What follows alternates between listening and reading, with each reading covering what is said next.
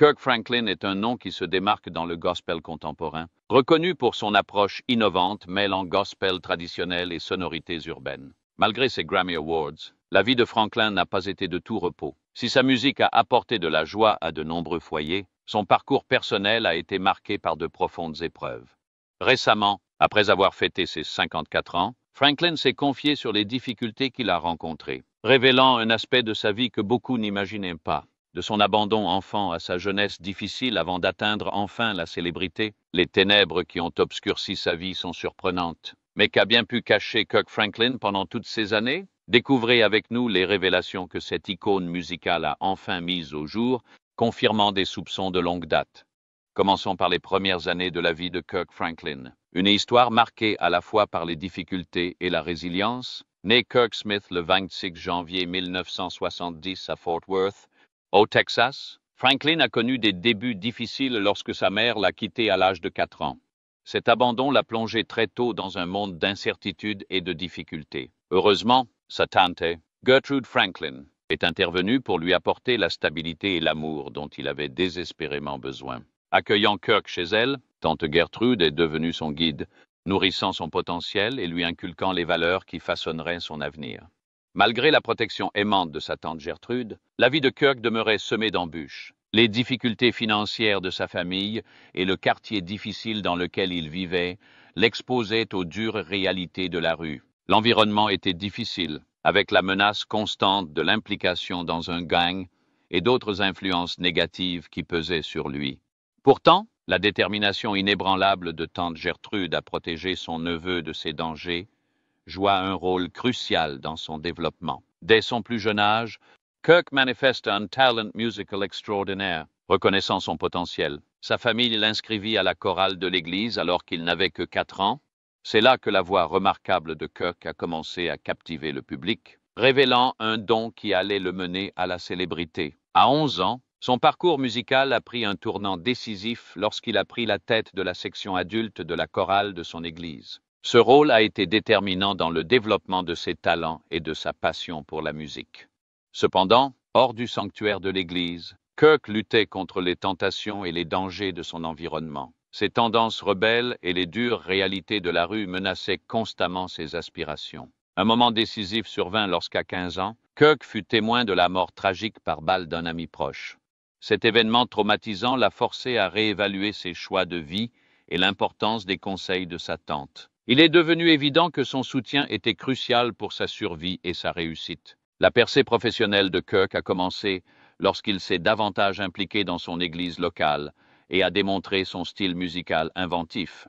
En rejoignant le groupe gospel Humble Hearts, il enregistre des chansons originales qui captivent l'attention de Milton Bigham, alors directeur du Georgia Mass Choir. Cette reconnaissance propulse Kirk sous les projecteurs et marque le début de sa brillante carrière de musicien professionnel, reconnu pour sa musique unique et captivante. Le parcours de Kirk Franklin vers la célébrité prend un tournant décisif lorsque Milton Bigham lui offre une opportunité majeure.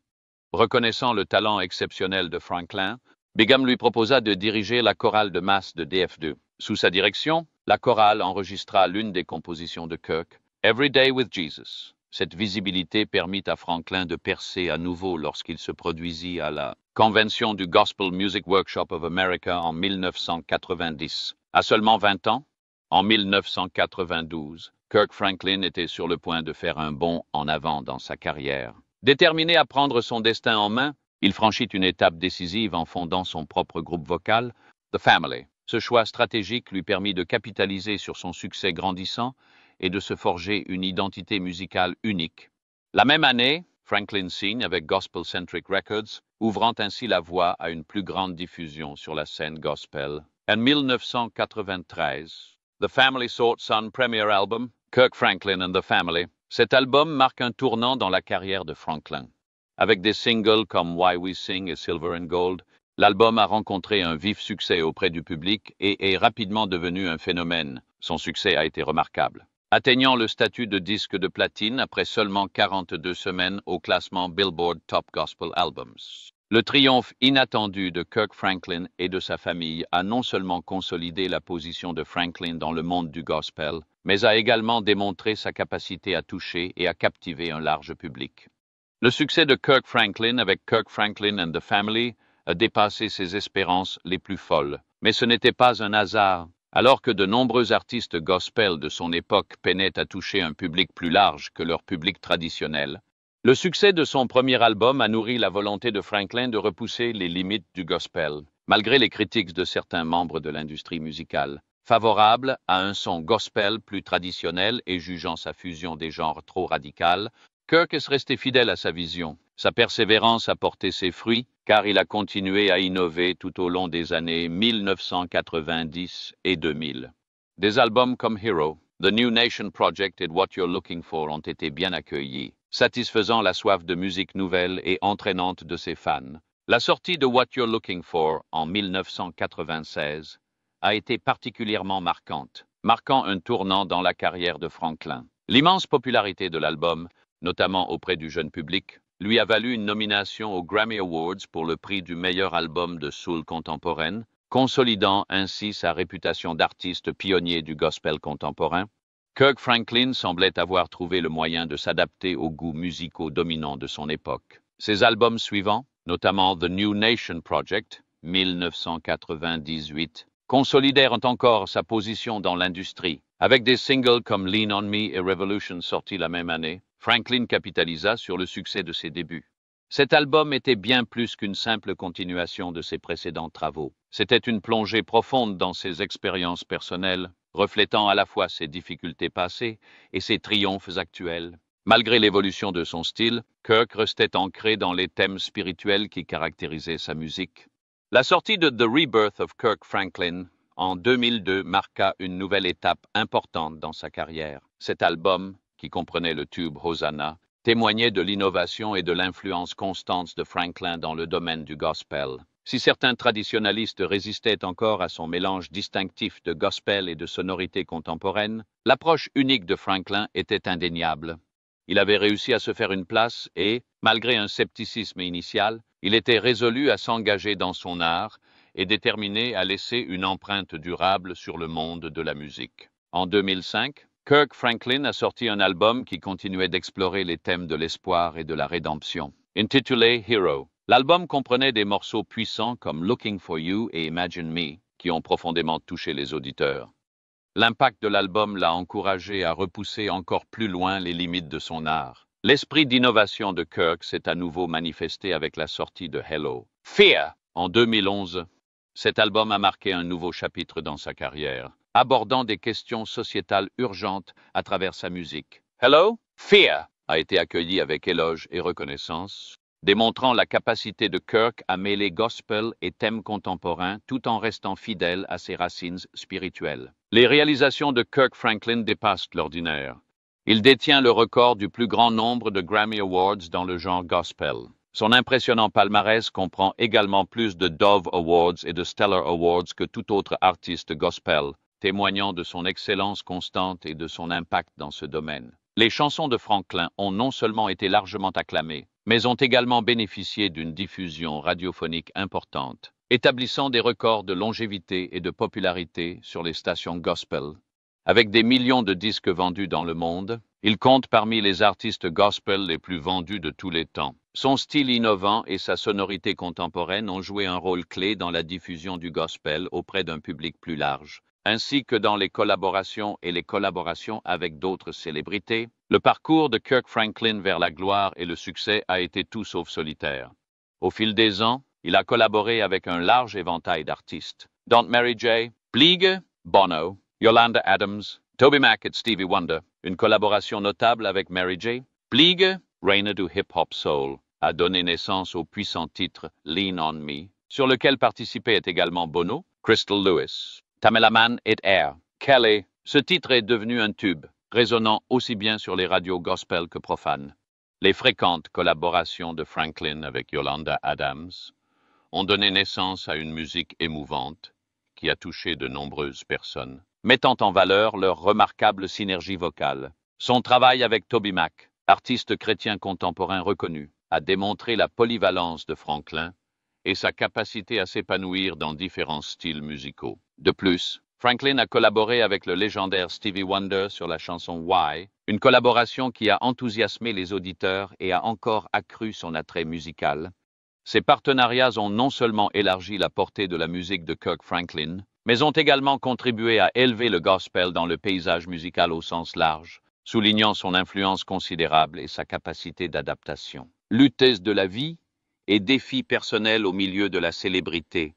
La carrière musicale de Kirk Franklin a été tout simplement spectaculaire, mais sa vie personnelle n'a pas été sans ombre. Malgré ses réussites professionnelles, Franklin a dû faire face à d'importants défis personnels, notamment une lutte contre la dépendance à la pornographie, qu'il a ouvertement abordée dans son autobiographie Church Boy. Durant cette période, Franklin était marié à Tammy Collins, une amie de longue date qui devint sa compagne. Leur mariage a permis de recomposer leur famille. Franklin a amené son fils Carian, né d'une précédente relation avec Kimberly Williamson, et Tammy a présenté sa fille de 7 ans, Carrington. Le couple a ensuite agrandi sa famille avec 3 autres enfants, Kennedy, né en 1997, et Kezia, née en 2000. Kennedy a suivi les traces de son père et s'est imposée comme une chanteuse remarquable, se produisant aussi bien sur scène qu'en studio aux côtés de Kirk. Kezia, elle aussi, s'est intéressée à la musique, perpétuant ainsi l'héritage musical familial. Le mariage de Kirk Franklin avec Tammy Collins, commencé en 1996, a connu son lot d'épreuves, en grande partie à cause de la dépendance de Franklin à la pornographie. Cette dépendance a eu un impact considérable sur sa foi et sa vie personnelle. Franklin n'a pas hésité à aborder ouvertement ses problèmes dans son autobiographie, Church Boy, offrant un regard sincère sur ses difficultés. Son honnêteté au sujet de son combat contre la dépendance est devenue une source d'inspiration pour beaucoup, montrant que même les personnalités importantes font face à des difficultés et peuvent les surmonter grâce à la foi et au soutien. Le couple a également dû faire face à des rumeurs et des allégations d'infidélité. Bien que Franklin soit resté fidèle à Tammy, durant cette période difficile, Franklin et Collins ont largement misé sur la thérapie, leur foi et leur confiance mutuelle pour surmonter leurs difficultés. Leur engagement l'un envers l'autre et envers leur famille a finalement renforcé leurs liens. Tammy étant un soutien essentiel dans la vie et la carrière de Franklin, malgré les turbulences, leur relation est devenue plus résiliente. Problèmes de santé surmontés par Kirk Franklin malgré sa présence vibrante et énergique sur scène, la santé de Kirk Franklin a été marquée par des défis importants. S'il respire l'agilité et l'enthousiasme pendant les performances, sa réalité en coulisses est loin d'être parfaite. Récemment, Franklin a ouvertement partagé ses difficultés avec la douleur chronique, une affection qui a persisté pendant une grande partie de sa carrière. Les exigences physiques de sa profession ont exacerbé ces problèmes, rendant sa gestion de la santé, tout en maintenant un programme de performance rigoureux, une lutte constante. La pression sur sa santé a atteint un point critique le 1er novembre 1996, lorsqu'à seulement 26 ans, Franklin a été victime d'un grave accident. Après avoir présenté Yolanda Adams en première partie du concert à l'auditorium de Memphis, il est tombé de la scène dans la fosse d'orchestre. Lors de sa chute à l'auditorium de Memphis, Kirk Franklin a atterri la tête la première, ce qui lui a causé une grave blessure à la tête. Transporté d'urgence à l'hôpital, la chemise trempée de sang, il a été admis en soins intensifs, une situation pénible pour lui et sa famille.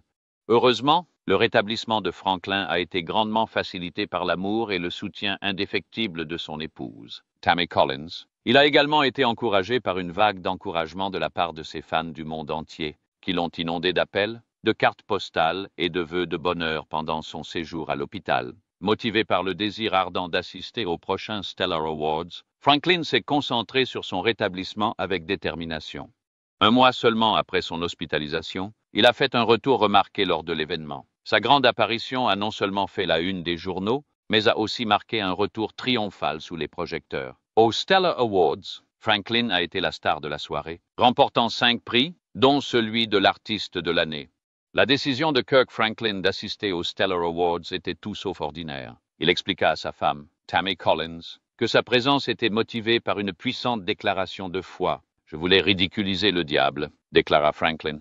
Il a ensuite réaffirmé sa détermination en s'adressant directement au diable. « Vous n'allez pas essayer de m'ôter la vie en pensant que je ne louerai pas Dieu. Je suis un témoignage vivant. » Malgré d'importants problèmes de santé, le dévouement de Franklin à son art et sa persévérance inébranlable ont consolidé son statut de figure légendaire du gospel.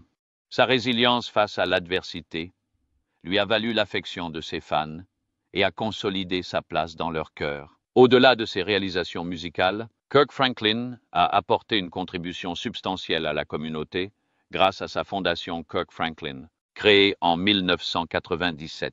Cette fondation se consacre à l'épanouissement des talents des personnes défavorisées en leur donnant accès à des programmes d'éducation musicale, des ateliers et du mentorat. Grâce à ces efforts, la Fondation vise à cultiver une nouvelle génération d'artistes qui apportent lumière et espoir au monde. En plus de sa fondation, Franklin a soutenu d'autres organisations caritatives, telles que Feed the Children et Compassion, étendant ainsi son impact et répandant l'espoir auprès des personnes dans le besoin. Un moment de scandale et de surveillance publique. Dans le parcours tumultueux de l'ascension de Kirk Franklin vers la gloire, un aspect qui ne peut être négligé est les controverses qui ont parfois entaché son image publique. Malgré ses réalisations et contributions importantes à la musique gospel, Franklin n'a pas échappé à l'attention du public et à la controverse. Un incident notable s'est produit en 2021. Une dispute entre Kirk Franklin et son fils, Carrion, dont il était séparé, a été enregistrée et divulguée par inadvertance aux médias. L'enregistrement, qui contenait un échange houleux, ponctué de jurons et de propos injurieux, est rapidement devenu un sujet de controverse, impactant l'image publique de Franklin, notamment au sein de la communauté chrétienne qui le tient en haute estime. La situation s'est encore compliquée avec les allégations de violences physiques et verbales de Carrion durant son enfance. Ces accusations ont ajouté une couche de complexité à la relation déjà tendue entre le père et son fils. En réponse au tollé, Franklin a présenté des excuses publiques et a expliqué les difficultés rencontrées avec son fils. Il a exprimé ses remords pour la nature publique de leur conflit et a reconnu les difficultés rencontrées dans leur relation. Malgré la controverse, Franklin et Carrion ont tous deux publiquement démontré leurs efforts pour se réconcilier et réparer leur relation, alors que les problèmes très publics de Kirk Franklin avec son fils, Carrion, ont retenu l'attention des médias. Un chapitre encore plus intrigant de sa vie se déroulait. Pendant une grande partie de sa vie, Franklin a lutté contre l'absence d'une figure paternelle, laissant derrière lui un profond vide et de nombreuses questions sans réponse sur l'identité de son père. Le rêve de Kirk Franklin de rencontrer son père se réalise à 53 ans. Dans un documentaire profondément personnel et révélateur intitulé Father's Day, A Kirk Franklin Story, l'icône du gospel Kirk Franklin invite les spectateurs à l'accompagner dans un voyage émotionnel pour découvrir l'identité de son père biologique et aborder sa relation tendue avec son fils, dont il est séparé. Le film s'ouvre sur un retour poignant sur les premières années de Franklin, marqué par l'isolement et la solitude. À 4 ans, il est adopté par sa parente éloignée Gertrude, alors âgée de 64 ans. Sans frères et sœurs ni famille élargie, Franklin décrit ses premières années comme profondément solitaires. « Je n'ai jamais ignoré que j'étais adopté. Cela a toujours été un élément de mon identité », explique Franklin dans le documentaire. « J'ai été élevé seul. C'était horrible. » Le documentaire offre un regard sans concession sur l'éducation de Franklin et sa relation tumultueuse avec sa mère et son fils dont il est séparé. Il retrace également le processus de création de son nouvel album, Father's Day, dont la sortie est prévue le 6 octobre et qui comprend des chansons comme Try Love et All Things. Pendant le tournage du film, des rumeurs concernant le père biologique de Franklin ont commencé à circuler après les funérailles de sa tante, une cérémonie à laquelle il avait choisi de ne pas assister en raison de la présence de sa mère, dont il était séparé, qu'il n'avait pas vue depuis 23 ans. Lors des funérailles, un homme ayant fréquenté la mère de Franklin a été évoqué comme père biologique potentiel, suscitant spéculations et intrigues. Après les funérailles, les rumeurs concernant le père biologique de Kirk Franklin sont parvenues à sa mère, qui l'a rapidement contacté pour démentir les accusations. Entre-temps, l'homme que l'on soupçonnait d'être le père de Franklin a également proposé de fournir un échantillon d'ADN pour dissiper définitivement les spéculations. Le documentaire de 35 minutes révèle que Richard Hubbard, un homme vivant près du studio d'enregistrement de Franklin, a été confirmé par des tests ADN comme étant son père biologique. Cette révélation a été un choc profond pour Franklin, qui avait été amené à croire que Dwight Allen, décédé en 2020, était son père. « J'ai enterré l'homme que je croyais être mon père », songe Franklin. « Je me suis envolé pour Houston et j'ai fait la paix avec lui après avoir reçu un appel anonyme en 2017, m'annonçant qu'il était en train de mourir d'un cancer. À la réception des résultats positifs à 99,9% du test ADN confirmant que Hubbard était son père biologique, Franklin a ressenti incrédulité et angoisse. Submergé par l'émotion, il s'exclama « Cet homme est mon père? Ma mère m'a encore menti ?» Cette révélation provoqua une profonde douleur chez Franklin, qui avait beaucoup souffert dans sa jeunesse du manque de soutien paternel. Il se lamenta « J'ai lutté avec l'amour, l'intimité, la foi, l'identité, et je savais que la réponse était à moins de 10 minutes. Tout ce que j'ai toujours voulu, c'était un père. » Suite à cette découverte, Franklin a cherché à retrouver sa mère biologique pour le documentaire afin de la confronter à la vérité. Malgré les preuves accablantes, elle a insisté sur le fait que les résultats du test ADN étaient erronés et a demandé un second test de paternité. Ce second test a confirmé une nouvelle fois la paternité de Hubbard. Le documentaire relate la première rencontre poignante entre Hubbard et Franklin. Malgré le bouleversement émotionnel, Franklin n'exprima aucune rancœur envers Hubbard, qui fut tout aussi stupéfait d'apprendre son lien avec Franklin. La révélation de Kirk Franklin concernant son père biologique le fit réfléchir à la proximité d'une figure paternelle dans sa vie. Il ne savait pas qu'il avait un fils, et je ne savais même pas que j'avais un père si proche. J'étais si proche d'avoir un papa, dit Franklin d'une voix teintée d'un mélange de tristesse et de désir. Je voulais tellement un papa. Qui suis-je? Parce que je n'ai connu que moi brisé. Franklin trouvait déconcertant que, malgré son enfance dans une petite communauté soudée, on lui ait caché l'identité de son père biologique. Ce petit bébé a été déposé dans un quartier où tout le monde se connaissait, et pourtant on ne m'a jamais dit qui était mon vrai père. A-t-il remarqué, soulignant son désarroi, tout au long de sa carrière? Franklin a souvent lié ses difficultés personnelles et sa quête d'identité à son éducation difficile. Cette nouvelle découverte de son père biologique a constitué une avancée émotionnelle majeure, non seulement pour Franklin, mais aussi pour son fils de 35 ans, Carrion, dont il était séparé. Leur relation brisée avait fait la une des journaux en 2021. Lorsque Carrion avait divulgué l'enregistrement d'une violente dispute entre eux, le documentaire révèle un tournant prometteur dans leur relation. Franklin partage avec Carrion la nouvelle de son nouveau grand-père, une révélation qui ouvre la voie à la guérison et à la réconciliation. Mon fils est une belle âme. Il y a des moments de sa vie qu'il a le plaisir de partager. Je suis très fier de le voir tel qu'il est, a déclaré Franklin à People Magazine après la sortie du documentaire. Franklin s'est montré optimiste quant au parcours de Carrion, soulignant les difficultés de son fils et son potentiel de développement. Il commence à révéler et à témoigner de ses difficultés, de ses propres combats contre certaines choses qui lui ont parfois coûté cher. Je sais que beaucoup de jeunes hommes noirs sont confrontés aux mêmes difficultés. Et à mesure qu'il continue à recevoir de l'aide et à guérir, il va aider beaucoup de gens. Il a moi, et maintenant son grand-père, qui sera là pour l'aider de toutes les manières possibles. Dans le documentaire, Franklin s'adresse également à ceux qui ont subi des traumatismes similaires. À tous ceux qui ont vécu un traumatisme comme le mien, je tiens à leur rappeler qu'ils méritent bien mieux. Si je n'avais pas eu de musique à ma disposition pendant cette période difficile, je ne pense pas que j'y arriverais. Les gens avec qui je travaille sont devenus ma famille, a-t-il partagé. Le documentaire, qui accompagne le premier album solo de Franklin depuis 2019, explore en profondeur son parcours personnel, intitulé Fête des pères. L'album et le documentaire explorent les thèmes de la perte, de la découverte de soi et de la rédemption. Franklin décrit ce titre comme ayant une triple signification. Il représente ce qui lui a manqué, où il est maintenant, et ce qui a toujours été. Kirk Franklin a indéniablement gravé son nom dans les annales de la musique, mais son parcours est loin d'être statique.